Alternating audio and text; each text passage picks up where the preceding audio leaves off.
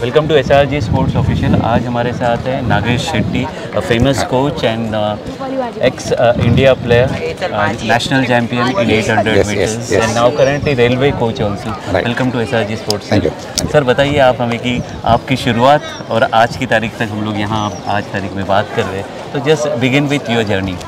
Well, मैं 1984 में start किया था। हम लोग के टाइम पे दादाजी कोंडे स्टेडियम जस्ट इनॉग्रेट हुआ था। वो टाइम शुरुआत हुई थी उस समय दादाजी कोंडे स्टेडियम में। आई स्टार्टेड, लकीली हमारे school Saint John the Baptist high school में एक प्रिंसिपल थे फादर अर्नेस्ट, तो he was very sports pro. तो वो टाइम पे उन्होंने थोड़ा स्कूल में स्पोर्ट्स का मूवमेंट स्टार्ट किया था, तो दादाजी कोंडे स्टेडियम की वजह से थोड़ा हमको एक्सपोजर मिला था। तो इस तरह हमारी जर्नी एथलेटिक्स में शुरुआत हो गई एंड धीरे धीरे from district level, state level, national level हम लोग जीत के बाद में I got involved in railway sports quota में। एंड देन स्पोर्ट्स कोटा में मेरा जर्नी कंटिन्यू हुआ and there I became more of a professional athlete. There I got involve with all the international Olympians. उधर मेरी sports को बढ़ावा मिला। में भी अभी रिक्रूटमेंट एथलीट्स कंटिन्यूस चालू है, हमारा कंटिन्यूस रिक्रूटमेंट चालू है। तो हमारे पास अराउंड मेन और वुमेन की टीम है। We have Olympians with us, national champions, national record holder Tejas Sirse. कल हमारा 110 हर्डल्स में इंटर स्टेट में नेशनल रिकॉर्ड किया Tejas Sirse. He is in our team. So we are recruiting continuously and at the same time we not only recruit, we talent scout करते हैं young talent को and we groom them how they can become international champions and Olympians. मतलब there is a opportunity for job also with career, जो कि India का हमेशा का culture रहा है। जो स्पोर्ट्स कोटा पहले 2% रहता था। I don't know about that thing about railway, लेकिन रेलवे ऐसी इंस्टीट्यूशन है कि वो स्पोर्ट्स को अभी भी बढ़ावा देती है। काफ़ी रिक्रूटमेंट मेरे ख्याल से ज़्यादातर गवर्नमेंट रिक्रूटमेंट रेलवे में ही होते हैं। पहले बैंक्स में होते थे, लेकिन आज की तारीख में वो चीज़ें नहीं है। फुटबॉल में भी होते थे, लेकिन अगेन रेलवे के सिवा कोई भी मेरे ख्याल से रिक्रूटमेंट आज की तारीख में है नहीं। So this is the current scenario that. लेकिन आप मुझे ये बताइए कि ये एथलेटिक्स जो है आप इतने सालों से कर रहे हैं, तो ये इन बच्चों का माइंडसेट जो है आज के बच्चों का, और तब जो है तब इतना एथलेटिक्स इंडिया में बूम नहीं हुआ था, लेकिन आज की तारीख में जो है ओलंपिक्स में हमारे काफ़ी अच्छे रिजल्ट्स आ रहे हैं। तो उसकी वजह से भी काफ़ी सपोर्ट शायद पेरेंट्स की तरफ से जो है बच्चों को बढ़ावा दिया जाता है। तो ये चीज़ें आप कैसे देखते हो, ये सब चीज़ें? सो हमारा वक्त का और आज का कंपैरिजन किया तो हम ये नोटिस करेंगे, like you said, it started with the Olympics का जैसा सक्सेस, नीरज चोपड़ा का जो सक्सेस है, we could never imagine in javelin throw कि इंडिया को एक मेडल मिले।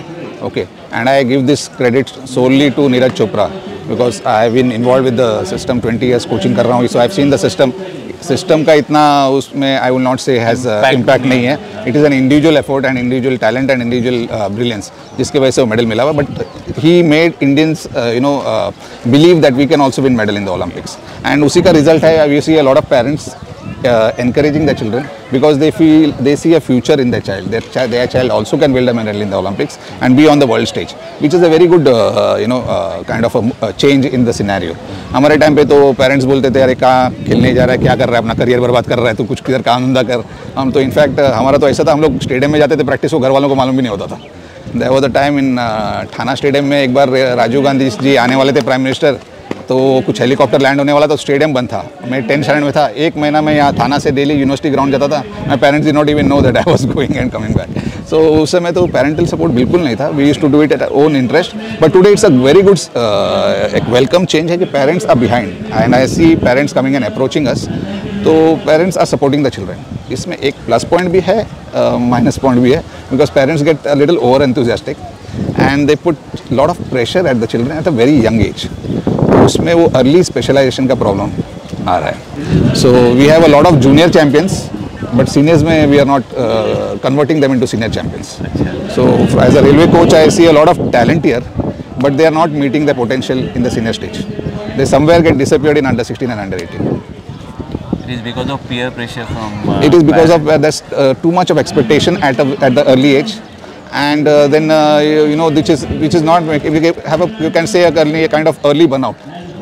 Early burnout in terms of mentally and physically also. Parents जो है वो एंथुजियास्टिक है, लेकिन पेरेंट्स के पास पेशेंस नहीं है। Exactly. बच्चों को जो राइट टाइम रहता है, जब उसका ग्रोथ होता है फिजिकली, तब उनका 10th के नाम पे पैकअप हो जाता है। हाँ, ये चीज़ें हैं। एग्जैक्टली व्हाट हमारा एक मेंटालिटी कैसा है, हम लोग स्पोर्ट्स को स्पोर्ट्स की तरह नहीं देख रहे हैं। बच्चे लोग को हम स्पोर्ट्स में जब इन्वॉल्व करते हैं तो बेसिकली हम लोग फिजिकल फिटनेस के हिसाब से इन्वॉल्व करते हैं।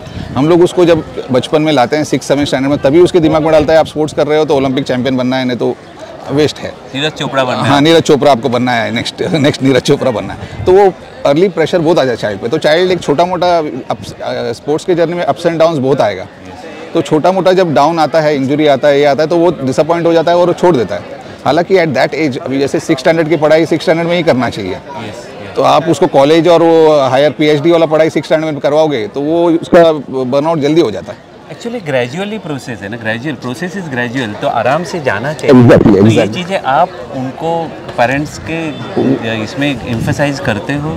हम लोग, मैं अभी when I come and meet here, हम लोग कुछ ना कुछ इधर TDA के साथ भी मीट होता है, तो I try and talk to parents, but कुछ पेरेंट्स स्पोर्ट्स बैकग्राउंड से नहीं रहने के कारण they don't understand the difference.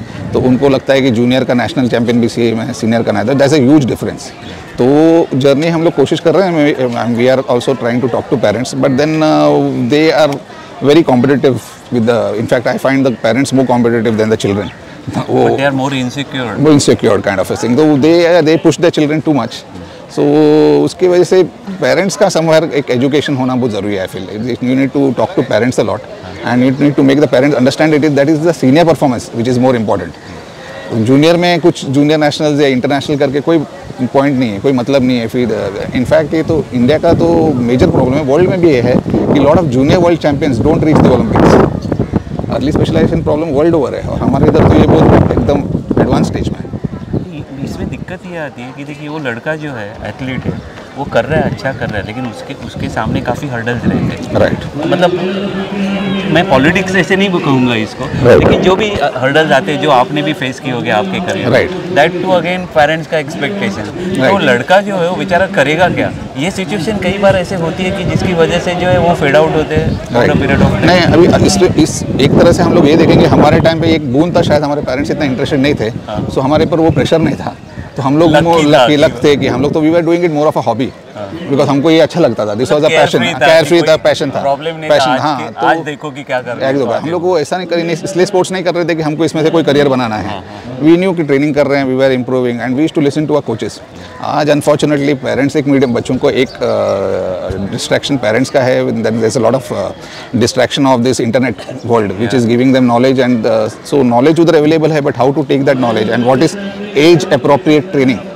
As appropriate training बहुत इंपॉर्टेंट है। हर 14 साल का बच्चा या 13 साल का बच्चा वो कॉपी करने देखता है जो उसेन बोल्ट ने किया था, बट उसेन बोल्ट ने वो ओलंपिक्स जितने से पहले एक 20 साल पहले क्या ट्रेनिंग किया था, 10 साल पहले क्या ट्रेनिंग किया था, वो उसको उस बंदे ने अभी करना चाहिए। Not that when he is winning the Olympics then he has achieved a certain level of physical fitness. आप उसको आज ट्रेनिंग करोगे तो आप बर्नआउट हो जाओगे। एब्सोल्युटली। तो ये बच्चों का डेवलपमेंट होना ज़रूरी है, बच्चों का मेंटल फिजिकल डेवलपमेंट और ग्रोथ होना ज़रूरी है, और this training should aid that growth, तो ये होना बहुत ज़रूरी है। तो ये अभी समहाउ दिस पेरेंट्स का pressure and this like I said media and children are looking at early success, early benefits देखने का problem is everyone is looking at early benefits, quick results, that's the problem. That is the problem exactly. Other side of coin is like you know, ये बच्चे smart है, but at the same time अगर आप दूसरे coin की दूसरी बाजू अगर देखेंगे तो इन बच्चों का प्रॉब्लम जो है ना बेसिकली वो मीडिया तो ही है, but at the same time वो जो मैच्योरिटी जो आनी चाहिए एज के हिसाब से, उससे ज़्यादा पहले उनको ज़्यादा इन्फॉर्मेशन मिलती है because of internet, because of thing. तो सर्टन एज पे ही सर्टन इन्फॉर्मेशन मिलना जरूरी है। तो 13 साल के बच्चे को इतनी चीज़ें पता रहती है, हाँ, तो is it good for him? Education is not wrong actually, अगर नॉलेज किसी के पास होना गलत नहीं है, but like I said how you interpret that knowledge is very important. Okay, वो Usain Bolt at the age of 25 क्या वर्कआउट कर रहा है वो it's an very incomplete knowledge. Usain Bolt at the age of 16 क्या workout करता था, how you reach that as of 25 तक उसने कैसे डेवलप किया, how is workout has grown, कैसा हुआ है। Similarly with other athletes also, most of this athletes have started very late world champions, so उनका अर्ली स्टेज में इतना ट्रेनिंग नहीं था। In fact they have some of them used to do different sports, तो overall growth उनका काफ़ी अच्छा हुआ है। बट तो ये इनके पास जो नॉलेज है वो बहुत इनकम्प्लीट नॉलेज है। तो इंटरनेट से इनको भी, बिकॉज आप सर्च करोगे क्या तभी आपको मिलेगा इन्फॉर्मेशन, तो आपको ही मालूम नहीं क्या सर्च करना है, तो दिक्कत है। आप बोलोगे मेरे को उसेन बोल्ट का वर्कआउट देगा, तो इंटरनेट आपको 25 ईयर्स के एज में उसेन बोल्ट क्या कर रहा था वो वर्कआउट देगा। You should search for an age appropriate training at the age of 16 what is to be done, and that search is not to be done by the athlete, it is to be done by the coach, and coaches are also very short sighted today. The school coach is only looking at making the athlete perform till 10th standard, because उसको मालूम है 10th standard के बाद ये लड़का मेरे पास नहीं है। So he is not worried about the child after 10th standard. So और इधर कैसा है कि वो स्कूल का जो कोच है वही उसका कॉलेज का भी कोच है, वही उसका मास्टर्स का कोच है, वही इंटरनेशनल कोच है। वहाँ चेंजेस वहाँ दोनों बहुत ज़रूरी है, बहुत ज़रूरी है। लेकिन अगर आपके बच्चों को आपको डॉक्टर बनाना है तो आप बोलोगे नहीं मेरे स्कूल का जो इंग्लिश टीचर है वो उसको डॉक्टर तक वही पढ़ाए। There has to be specially, हम लोग स्पेशलाइजेशन होना बहुत जरूरी है। हमारे इवेंट इधर एथलेटिक्स में स्प्रिंटिंग स्पेशलाइजेशन अलग होता है, मिडिल लॉन्ग डिस्टेंस का अलग होता है, थ्रोज का in fact every throw is different from the other, every jump is different from the other. And world stage में अगर हमको कॉम्पीट करना है तो we should have specialized coaches. But इधर जो स्कूल का कोच है वही चाहता है कि मैं लास्ट तक इस बच्चे को ट्रेन करूँ, वो छोड़ना नहीं चाहता है। एंड देयर आर गवर्नमेंट का कुछ काफी ग्रोथ तभी होगा ना जो नेक्स्ट स्टेज में आएगा, तो फिर नेचुरली वो ट्रेनिंग उसको एग्जैक्टली। तो somewhere in the system they should let go after 4-5 years, pass on होना चाहिए, pass on to the next coach, identify the next coach, let go. तो ये सिस्टम में होना बहुत जरूरी है। वी आर इन रेलवेज, हम लोग टैलेंट स्काउट करते हैं, हमारे पास कुछ साल ट्रेनिंग करते हैं, then we let them go to the next world level के athletes, like we had Lalita Babar, Sudha Singh. तो हम लोग ने इमीडिएटली उनको जो फॉरेन कोच के पास था हम लोग ने सेंड किया, because we know where we are lacking and what is to be done, how the athlete can go to the next stage, world stage में। तो ये चीज़ जब तक आप ट्रांसफॉर्मेशन उसको नेक्स्ट लेवल पे भेजने के लिए नेक्स्ट लेवल ऑफ कोच के पास नहीं भेजोगे, अपने पास ही रखोगे, if you are little selfish, तो फिर वो कहीं ना कहीं तो रोक रहे हो, तो होना नहीं चाहिए। लेकिन इंडिया स्टेज पे जो है मतलब साई वगैरह जो भी लोग करते होंगे, काफ़ी चीज़ें करते होंगे, तो वहाँ कुछ एजुकेशन इनको दिया जाता है, कैंप्स दिया जाते हैं फोकस के लिए, आप समझे कि नहीं, डिस्ट्रैक्शन निकालने के लिए उनका कैसे फोकस करें अपने करियर पे, और बाकी जो पेरेंट्स ये वो ज़रा सा दूर रखे, क्योंकि वो बंदा जो है उस स्टेज पे जाता है तो काफ़ी कुछ अचीव करके आगे जाता है। राइट। तो वो और आगे जाना चाहिए, तो हाँ वो इंफ्रास्ट्रक्चर है अभी आजकल SAI Sports Authority of India थोड़ा बैक स्टेज पे है। In fact we have lot of corporates come forward and उन लोग अभी स्पोर्ट्स कैंप्स हाई परफॉर्मेंस तो हो रहा है, हाई परफॉर्मेंस सेंटर्स ले रहे हैं, उसमें रिलायंस है, JSW है। इनफैक्ट इन्होंने फॉरेन कोचेस एंगेज किए, वर्ल्ड लेवल के अच्छे कोचेस हैं, करोड्स ऑफ रुपीज़ पेमेंट दे रहे हैं, पूरा इंफ्रास्ट्रक्चर रेडी है जहाँ पे पूरा सिंथेटिक ट्रैक, खाने पीने रहने का, वेट ट्रेनिंग का, स्ट्रेंथ एंड कंडीशनिंग का बहुत अच्छा सिस्टम रेडी है। But the problem is with the foreign coaches also is when they उनके पास जो बच्चे आते हैं they have already reach there peak. उन लोग बोल रहे हैं हमारे पास जो बच्चा है इज फिनिश्ड, उसका तो करियर ऑलरेडी स्टैग्नेंट हो गया है। बोलते हैं हम लोग को ही is not getting children who are who have a potential to grow much. तो this coaches are everything is there, but the problem is जो बच्चे उनके पास जा रहे हैं वो ऑलरेडी अपना करियर उस तरफ लेवल पे वो करियर ग्राफ के एकदम हाईएस्ट पॉइंट पे पहुंच चुके हैं। There is not much scope for them to grow, और इंजरीज में आ चुके हैं।